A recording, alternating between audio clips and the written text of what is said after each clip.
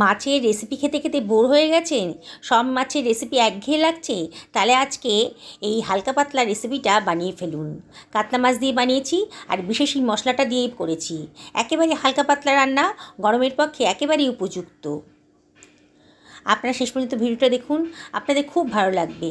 গরমের দুপুরে এরকম একটা মাছের রেসিপি থাকলে এক থালা ভাত কিন্তু এটা দিয়েই খাওয়া হয়ে যাবে। বানানোটা একেবারেই সোজা, মাত্র 5-6 মিনিটের মধ্যেই মাছটা বানানো হয়ে যাবে রেসিপিটা। আমি 4 পিস মতো কাতলা মাছ নিয়ে নিয়েছি। এর ভেতরে আমি দিয়ে দিলাম হাফ টি চামচ মতো লবণ, আর দিয়ে দিচ্ছি হাফ টি চামচ মতো হলুদের গুঁড়ো, আর আমি এর ভেতর দিয়ে দেব হাফ টি চামচ মতো সর্ষের তেল। তেল, লবণ আর হলুদ এইটা দিয়ে মাছের টুকরোগুলোর সাথে আমি ভালো করে মাখিয়ে নেব। খুব ভালো করে মাখিয়ে নিতে হবে। যত ভালো করে মাখাবেন রেসিপির স্বাদটা কিন্তু তত ভালোই আসবে। তাই খুব ধৈর্য ধরে মাছের গায়ে নুন, হলুদ আর তেলটাকে ভালো করে মাখিয়ে নেবেন। আপনারা অবাক হয়ে যাবেন যে এত অল্প সময়ের মধ্যে এত কম মশলা দিয়ে যে এত সুন্দর একটা স্বাদের রেসিপি হতে পারে। মশলা মাখিয়ে এবার এটাকে আমি সরিয়ে রাখলাম। আমি গ্যাসে একটা কড়াই বসিয়ে দিয়েছি। কড়াইটা যখন বেশ গরম হয়ে গেছে, আমি তখন 2 টেবিল চামচ মতো কালো সর্ষে এর ভেতর দিয়ে দিয়েছি। দিয়ে এবার আমি সর্ষেটাকে একটু ভেজে নেব।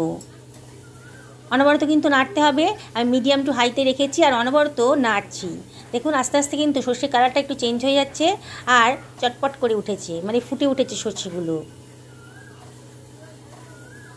এবার কিন্তু গ্যাসের ফ্লেমটা অফ করে দিতে হবে। কড়াইটা যেভাবে গরম হয়ে গেছে তাতেই কিন্তু সর্ষেটা ভাজা হয়ে যাবে, চটপট করে উঠেছে, মানে আমার সর্ষেটা কিন্তু ভাজা হয়ে গেছে। অবশ্যই গ্যাসের ফ্লেমটা অফ করে দেবেন, নাহলে কিন্তু সর্ষে বেশি ভাজা হয়ে গেলে পোড়া লেগে যাবে, পোড়া গন্ধ এসে যাবে আর তেতেও হয়ে যাবে রান্নাটা। আমি ভালো করে নাড়াচাড়া করে নিচ্ছি। এবার আমি এটাকে একটা অন্য পাত্রের ভেতর নিয়ে নিচ্ছি।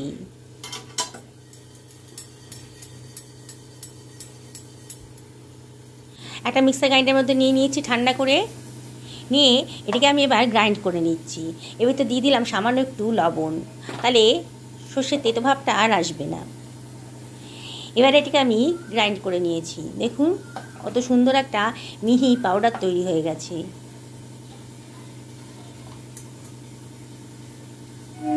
আমি এটা মিক্সারে করেছি, আপনার শিলপাটাতেও করতে পারেন। সর্ষে গুঁড়োটা সরিয়ে রেখে ওই মিক্সার গ্রাইন্ডারের ভেতর দিয়ে দিলাম 1খানা টমেটো, কুচি করে দিয়ে দিলাম, আগে থেকে ধুয়ে রেখেছিলাম, আর দিয়ে দিলাম 2খানা কাঁচা লঙ্কা। এবার একটা স্মুথ পেস্ট বানিয়ে নিচ্ছি। দেখুন কত সুন্দর একটা স্মুথ পেস্ট তৈরি হয়ে গেছে। এবার গ্যাসে একটা কড়াই বসিয়ে দিয়েছি, কড়াইটা গরম হয়ে গেছে। এবার আমি দিয়ে দিচ্ছি 2 টেবিল চামচ মতো সর্ষের তেল। আজকে কিন্তু সর্ষের তেলেই রান্নাটা করতে হবে। এবার সর্ষের তেলটা যখন গরম হয়ে গেছে তখন এর ভেতর দিয়ে দিলাম সামান্য চিমটে লবণ। লবণটা দেবেন, তাহলে সর্ষের তেলে কাঁচা ভাবটা থাকে না।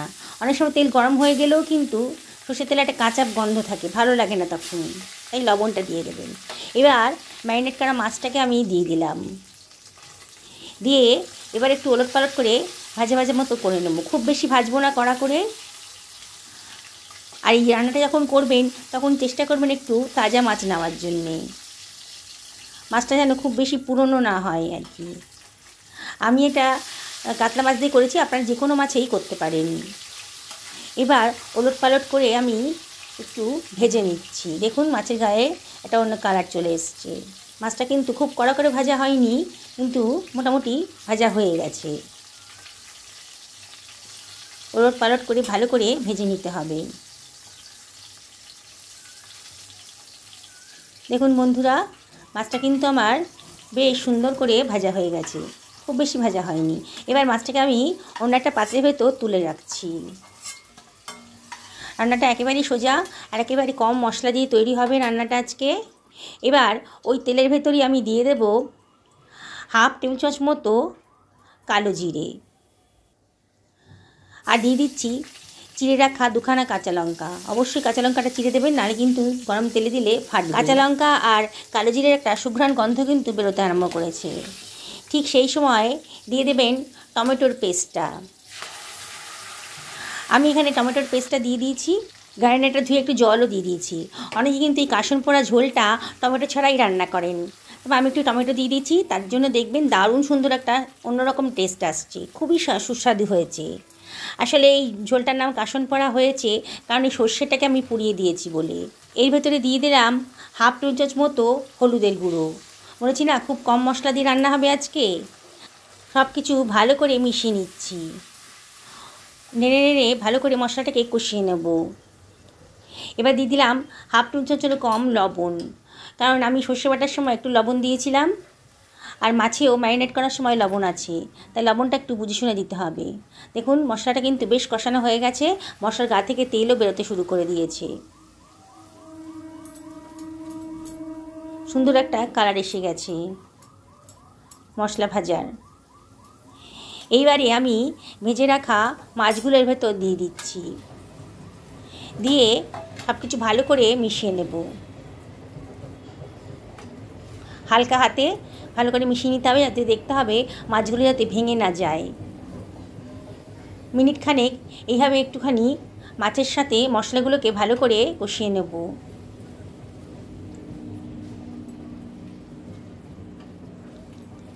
দেখুন খুব সুন্দর করে কিন্তু কষানো হয়ে গেছে। এবারে এর ভেতরে আমি দিয়ে দেব গরম জল। যেরকম গ্রেভি পছন্দ করেন, মানে ঝোল রাখতে পছন্দ করেন, সেরকম জল দেবেন। আমি এখানে 1 বাটি মতো গরম জল দিলাম। গরম জলটা দেওয়ার চেষ্টা করবেন, তাতে রান্নাটাও তাড়াতাড়ি হবে আর রান্নার কালারটাও খুব সুন্দর আসে। আবারও সব কিছু ভালো করে মিশিয়ে দিচ্ছি।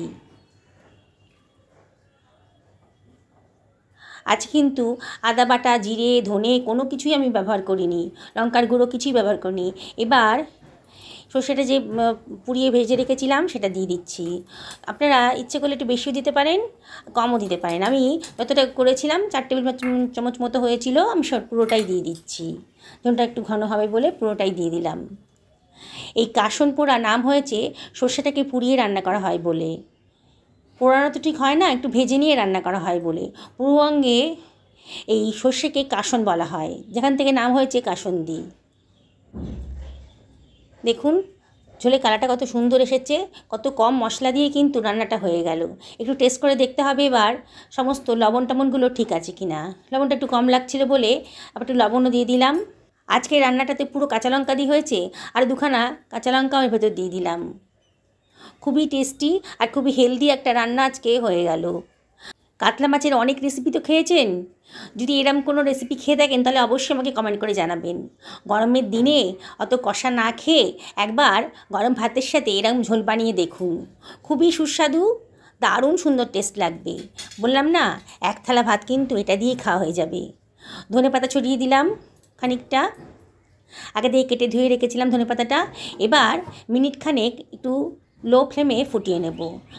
দেখুন ঢাকা তুলে দিয়েছি, 1 মিনিট বাদে ঝোলটা কিন্তু বেশ ফুটে উঠেছে, সুন্দর একটা রঙও এসেছে আর সুন্দর একটা গন্ধও বেরোচ্ছে।